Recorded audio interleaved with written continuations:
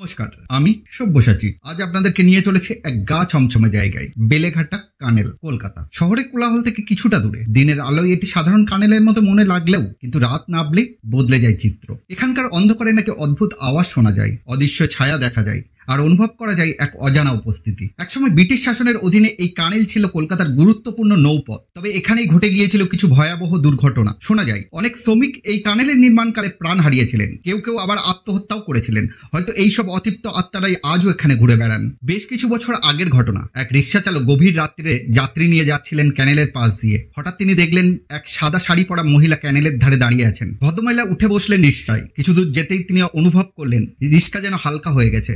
পিছন ফিরে তাকাতেই তার হৃদস্পন্দন থমকে গেল।